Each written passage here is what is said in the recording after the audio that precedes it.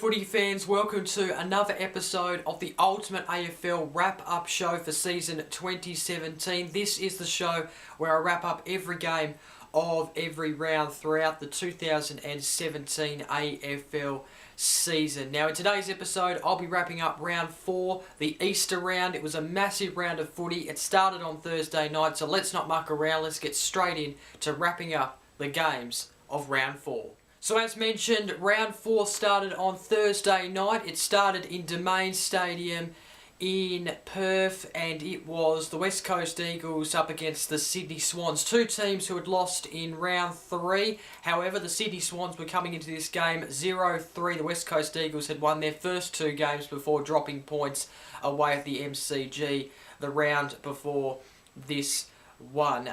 It was an interesting game. Swans took it up to the Eagles in the first half, and scores were level at quarter time, but the Swans did trail 4-3 to 5-9 at half time, but were somehow still in the game thanks to the Eagles, who were being a bit inaccurate in front of goals.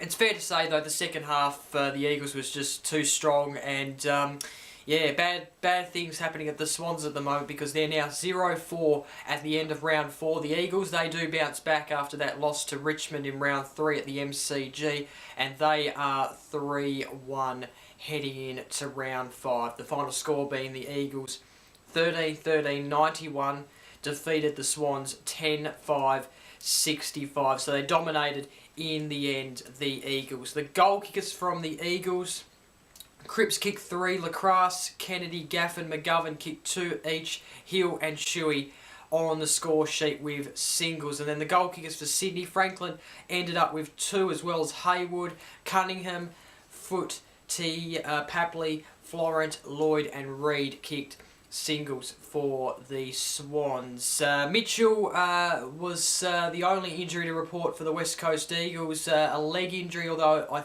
believe he's fine, thank God, although it did look pretty horrible when watching the game. And Franklin also suffered a bit of a thigh injury early in the game, although I think he got through most of the game. He did kick 2 goals in the end, so those 2 players, however, should be right to play in their games next round. Just over 38,000 attended this match at Domain Stadium in Perth. Of course, the Easter round opener. Let's go through my votes very quickly. I've given 1 vote to Matt Priddis. I thought he was fantastic, deserves at least 1 vote, and that's exactly what he's getting. 29 disposals, 20 handballs, 7 tackles. I thought he had an impact, the Brownlow medalist of a few years ago. 2 votes has gone to Elliot Yeo.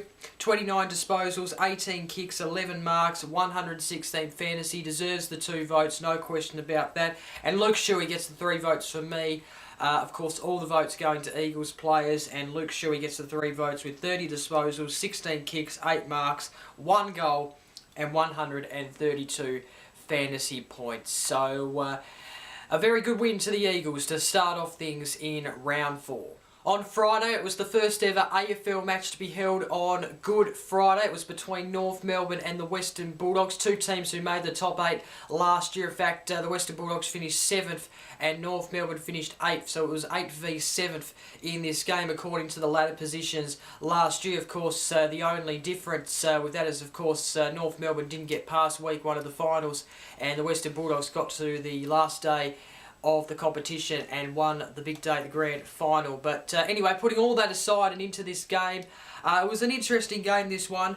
Only 4 goals kicked between the 2 sides in the first term, with Roos leading by 2 points at quarter time, so they took the slight advantage into quarter time. North, however, led by a couple of goals at half time, and to be honest, had the game under control. 6 minutes into the third quarter, they were 29 points up it was interesting. It looked like they were taking the game away from the Dogs, and the Dogs looked like they couldn't do anything about it. However, the Dogs were able to kick 5 goals. Of course, it wasn't that simple, but they were able to get through in the last quarter somehow, and they were able to win by a very little margin, 3 points. The final score being North Melbourne 12-14, 86, defeated by the Western Bulldogs 12-17, 89. The goal kickers for North Melbourne: Brown kicked 4, Turner, Sipkin kicked 2 each for the Kangas, Higgins, Garner, Goldstein and Zeeble kicked singles each. And then the goal kickers for the Dogs: Stringer, Dalehouse and Suckling kicked 2 each. Cloak, the big story coming out of this game with broken ribs, he kicked a single. Bonampelli, Murphy, Liberatore, Dunkley and McRae kicked singles in this game. 2 injuries to report, and you know it has to go to the Western Bulldogs because they're pretty injury prone, especially after last year. They are pretty injury prone, and well, Tom Boyd suffered a concussion. Should be right for this week though against the Brisbane Lions. And Travis Cloak, broken ribs. That's the big story, out for about 5 to 8 weeks. Massive news there. And I guess the big story is that over 40,000 attended this game. The final attendance was 42,814 at Etihad Stadium. I'm not really sure what to make of Good Friday footy yet. Of course, I'm definitely going to watch it because it has the Western Bulldogs in it. But obviously, I would watch it even if it didn't have the Western Bulldogs in it. But yeah, it felt a little bit weird having footy on Good Friday. But I guess it was a success in some sense because the people turned up. It was a close game, and I reckon this will probably be a fixture for the next few years to come, whether anyone likes it or not, to be honest. And my votes from this match, I've given 1 vote to North Melbourne's Ben Brown. I thought he had a really good day. 4 goals, 8 marks. He got 14 disposals, but his impact really come from the goals and the marks in that forward line. He was a real threat from a Western Bulldogs point of view. So Ben Brown gets 1 vote for me. 2 votes goes to Marcus Bonampelli of the Western Bulldogs. 25 disposals, 6 tackles. He had a really good game, I thought. Really big impact. And of course kicked a single as well, a single goal that is. And then the 3 votes goes to Luke Dalehouse. He was outstanding. He got 32 disposals, 6 tackles, 24 handballs, 111 fantasy points. He kicked 2 goals as well. He was very, very impressive on Friday against North Melbourne at Etihad. The standalone Saturday afternoon game in round 4 was an absolute thriller between Melbourne and Fremantle. Both teams coming off different stories in the previous round. Melbourne losing to Geelong in round 3 and Fremantle winning to the reigning premiers at home in round 3. So an interesting game, this one, of course. I guess a lot of people were probably thinking Melbourne were probably the bigger chance of winning this game, but well, it turned out to be an interesting game. Freo took a 3-2 to 2-5 lead into the quarter-time break. However, Melbourne did get away in the second to lead at half-time, 9-7 to 6-4. So they kind of led pretty comfortably, to be honest with you, but Freo led at three-quarter time and held on, which was a very high-scoring affair, this game. It was real high-scoring. It ended up being 15-14, 104 Melbourne, defeated by the Dockers 16-10, 106. An absolute huge win for the Dockers. They go back-to-back in the wins, and Melbourne go back-to-back in the losses. The goal kickers for Melbourne: Garlick kicked 3, Harms, Spencer and Petrarca kicked 2 each. Watts, Kent, Neil Bullen, Watts, Salem and Viney kicked singles each. I'm not sure why Watts is named in what I'm reading twice, but anyway. The goal kickers for Fremantle: Neil kicked 4, Mundy kicked 3, McCarthy kicked 2, Kirsten 5, Ballack, Walters, Crezier, S. Hill and Gray kicked singles for the Dockers. The only injuries to report is for Fremantle: S. Hill with a cooked thigh and a migraine to Langdon. Just over or nearly 28,000 attended this match at the Melbourne Cricket Ground. My votes: I've given 1 vote to David Mundy for Fremantle. 3 goals, 23 disposals, 14 handballs, 7 tackles, 111 fantasy points. I thought he was pretty impressive in this game. I've given 2 votes to Dom Tyson. Might be a little bit of a shock to some from Melbourne, but I actually thought he had a really good game and is deserving of 2 votes. he got 28 disposals, 18 kicks, 9 marks and 5 tackles. I actually think he's worthy of these 2 votes. He played a really good game, so that's why I've given him 2 votes. And then the 3 votes goes to Lachie Neale of Fremantle. 4 goals, 22 disposals, 119 fantasy points. He was outstanding in this game. So a really good positive win for the Dockers. They go back-to-back in the wins. They won in round 3. They now win in round 4. They've got 2 wins and 2 losses to their name after a pretty shaky start to the season. Yeah, well, Melbourne, they have to regroup now. They've got a big match coming up on a Monday night at the MCG against Richmond. That is going to be absolutely huge and very, very tough. In Canberra, the Saturday twilight game was between the GWS Giants and Port Adelaide. This game was a very close game for 3 quarters. GWS in front by 3 points at quarter time. Port hit the lead by 1 point at the halftime break, and then Power, they held the 3/4 time lead by 4 points. However, the Giants kicked 5-6 to Port's 0-1 in the final term to win the game. However, respect for Port Adelaide, they held with the Giants for 3 quarters, and this is probably what we didn't see last year from them. They have definitely improved this year. This is definitely one of the things to suggest that they have improved from last season to this season, and they are probably going to be a real threat to make that top 8 this year because they held with the Giants for 3 quarters. Obviously, the final term, though, the Giants just very, very too strong. The final score being the Giants 16-16, 112 defeated the Power 11-15, 81. The goal kickers, Jonathan Patton, he had a good day for the Giants, kicked 6. The other Giant kickers were Green with 4, Reid with 2, Lobb, Cameron, Hopper and Shield kicked singles each. And the Power goal kickers, you had Boak kicking 2, both the Greys kicking singles, Dixon, Ahmed, Young, Wingard, Trengrove, Westhoff, and good old Ollie Wines kicked singles for the Power. The only injuries to report, Shield with a shoulder and Shaw with a shin. But I think, I'm not sure about Shield, but Shaw is definitely okay. Of course, both those players from the Giants. And a good crowd, just over 9,000 at the UNSW Canberra Oval. Of course, they host a massive Friday night game, not this Friday, but the next Friday after Anzac Day round. So I'm sure the people would turn up. It actually looked like there was a good crowd there in Canberra on Saturday. The votes for me, I've given 1 vote to Jonathan Patton, 6 goals. He was very impressive. He gets 1 vote for me. The 2 votes is Tom Scully's, GWS's Tom Scully. He gets 32 disposals, 20 handballs, 8 marks, 109 fantasy points. Gives him the 2 votes. He was outstanding. He's really making a bit of a statement now after some of the controversy and I guess the stick that he got when he joined the Giants early on. So he's really repaying now and I guess shutting down those sort of comments. So he gets the 2 votes. 3 votes goes to Josh Kelly. I thought he was outstanding. 30 disposals, 17 kicks, 10 tackles, 127 fantasy points. He's becoming a real good young player to watch, I reckon. 2 Saturday night games, one of them being at Etihad Stadium in Melbourne between Carlton and the Gold Coast Suns. Really thought this would be a good game and it really turned out that way. A tight first half at least. The Suns in front 3-0 to Blues, 2-4 at the quarter time break. The Blues had a 5-point lead at half-time, 6-6 to 6-1. However, the second half was all about the Suns. They got away from the Blues. It was 7-7 to 13-3 at three-quarter time. And then in the end, the Gold Coast Suns just far too strong. The final score, the Blues 12-10, 82, defeated by the Gold Coast Suns, 17-9. 108. The goal kickers, Savani had a really good match, I thought. 3 goals for Carlton. Other goal kickers included Casbolt for Carlton, 3 goals. Wittering, Fisher, Pickett, C. Kerno, Simpson and Rowe kicked singles for the Blues. And then the goal kickers for the Gold Coast Suns, Lynch kicked 7, Wright kicked 3, as well as Matera, Bowes, Lyons, Lemons and Ablett kicked singles. Jesus Christ. Tom Lynch, 7 goals.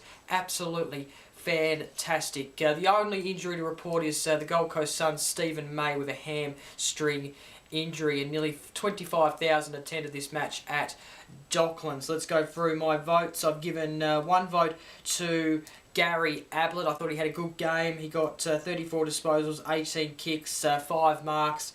he is really starting to just get some momentum back after some controversial comments by the media. 2 votes goes to Brendan Matera of the Gold Coast Suns. He's becoming a real great player. He's really in form at the moment. 29 disposals, 9 kicks, 22 tackles, 3 goals. He was absolutely sensational on Saturday night. And then the 3 votes goes to Tom Lynch from the Suns. 7 goals. Absolutely remarkable effort, 12 marks, had 13 kicks. He had a really, really good game. Probably what led them to the win in the end. Of course, some other moments also led the Suns to the win. So, look, I made a comment a few weeks ago that I think Fremantle and the Gold Coast Suns would finish in the bottom 2 of the table. Well, since those comments, they've both won 2 games from their next 2 games they've played. So, but look, credit to both teams and credit to the Suns. The other Saturday night game was at the Adelaide Oval between the Crows and the Bombers, well, this game was just all about the Crows, really. They dominated from start to finish, led at every single change, and they won in the end. The final score being 24-9, 153. The Crows defeated the Bombers 13-10, 88. The goal kickers, Betts, absolutely freak. He kicked 6 goals, an outstanding game from him. Other Crows goal kickers include Walker with 5, Otten, Atkins, Sloan and Lynch kicked 2 each. Cameron, Menzel, Lard and also Douglas kicked singles for the Crows. And the Bombers goal kickers, McDonald, Tip and Woody kicked 4. How good of a story is he? He's a fantastic player, of course. Got into the side last year, of course, due to the top-up players, but has kept his place in the side this year. And so he should. He's a very, very good player. Enjoy watching him. Collier kicked 3.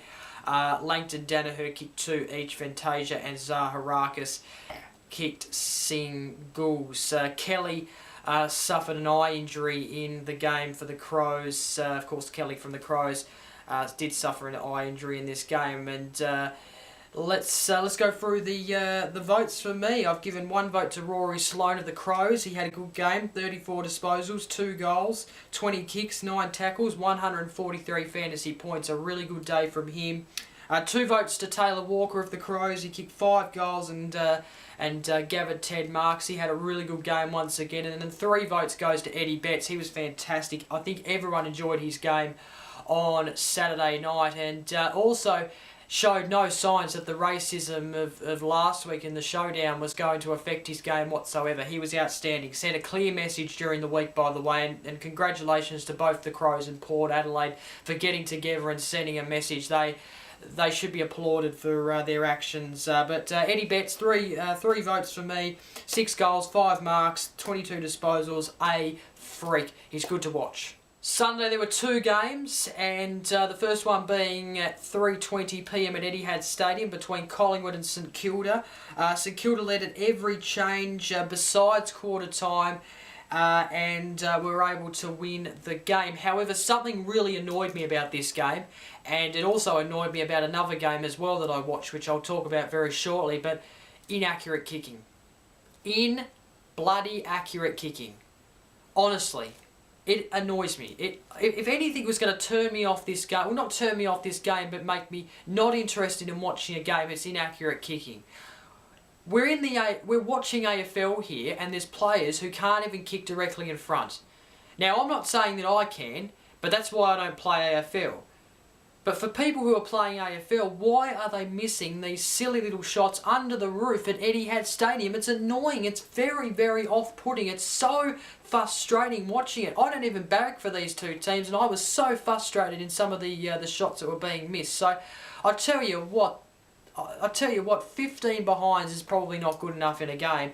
More behinds than goals is clearly not good enough in a game either. So anyway, that's just me sharing my frustration, I suppose, with inaccurate kicking. It is a very big problem for some teams. The final score being Collingwood 7-13, 55, defeated by St Kilda 9-15, 69. The goal kickers for Collingwood, Hoskin Elliott kicked 2. For Solo, Cripps, White, Blair and Skade kicked singles each for the Pies. And then the St Kilda goal kickers, Bruce and Membry kicked 2 each. Montagna, Graceham, Rewalt, Akers and Billings kicked singles. It was a little bit of a low-scoring affair as well. The injuries, Tom Phillips was replaced in the side. He actually showed up to the ground, I believe, but went home because he was just feeling so crook. So Jarrett Blair came in and played. I thought he played a pretty good game, actually, Blair. He got in amongst it at times. Will Hoskin-Elliott suffered a left wrist injury. Hopefully he is okay from a Collingwood point of view. 36,650 attended this game at Etihad Stadium. The votes, I've given it to all St Kilda players. 1 vote to Jared Geary. I really like his effort. He went in and smothered the ball twice and saved basically 2 goals. So, basically saved a goal twice. So, anyway, I just love his hard-working effort, and that's why he gets 1 vote for me. Sebastian Ross gets 2 votes. He got 36 disposals, 7 marks, 120 fantasy points. He was very, very good in this game. And then the 3 votes goes to Dylan Robertson. 32 disposals, 24 kicks, 12 marks, 134 fantasy points. He played a really big part in the side's win. The final game of Sunday was between the Lions and the Tigers. This game was the twilight game at the Gabba, and Richmond did dominate this game from start to finish. They led throughout the whole game. The Brisbane Lions, I actually credit them because they actually kind of at times reduced the margin when it could have been larger. Like at the start of the game, it could have looked like to be a 100-point thrashing, but they were able to just kind of kick a few goals and just kind of keep the margin, I guess, respectable from their point of view, although it's probably not respectable, this scoreline, but it's better than a 100-point flogging, that's for sure. The Brisbane Lions 10-6-67, defeated by the Tigers 17-17, 119. They are 4-0 now. Of course, they are one of 3 sides that are 4-0 at the moment. And, let's go for the Lions goal kickers. Hipwood kicked 2 as well as Zorko and Beams for the Lions. Bell, Skade, Taylor and Robertson kicked singles for the Richmond Football Club. Rewalt had his biggest day of the year with 4 goals. Catagna also kicked 4. Rioli kicked 2.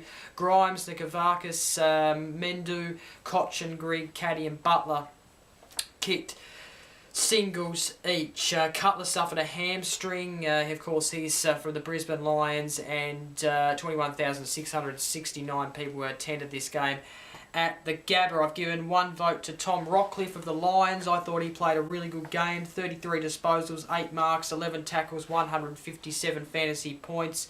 The 2 votes goes to Jack Rewalt of the Richmond Football Club. 4 goals and 8 marks. I thought he had his best game of 2017, and he slots into the best top 3 players for me in this game with the 2 votes. And the 3 votes goes to Sean Griggs of Richmond. 31 disposals, 113 fantasy points. Deserving of the 3 votes and played very, very well in my opinion. And then the final game was the traditional Easter Monday clash between the Hawks and Geelong, who have played some epics in recent years, but this one was by far one of the worst, to be honest, because the Cats dominated from start to finish. The Hawks were just playing catch-up footy for the whole entire match. They got in it in various stages, but the Cats were just too strong. The final score being the Hawks 6-12, 48, defeated by Geelong 2014, 134. Again, there was a lot of inaccurate kicking, especially early in this game. It was very frustrating to watch, but you can see there that Geelong, they got more goals than behinds, and Hawks, they got 12 behinds and 6 goals, so more behinds than goals, which they would be very, very upset about. And the Hawks at the moment, what's interesting about them is that I said a few weeks ago, if anyone was going to have an off year, it's them. However, I think they're going to have an off year for the next few years because they don't have any draft picks next year. Imagine if they get pick 1 and, imagine that. St Kilda have pick 1 now because they've traded most of their picks. And that's how you generate sides, in my opinion. You get draftees in, and they're not doing that. They're just getting trades, and I don't think that's enough. So I reckon they're probably going to be down the bottom end of the table for a few years until they start generating their team with some youth and some upcoming players to get them back to their premiership era. But anyway, the goal kickers, For the Hawks, Gunston and Sicily kicked 2 each. Palopolo and Smith kicked singles. So only 6 goals for Hawks in the match, which is just amazing.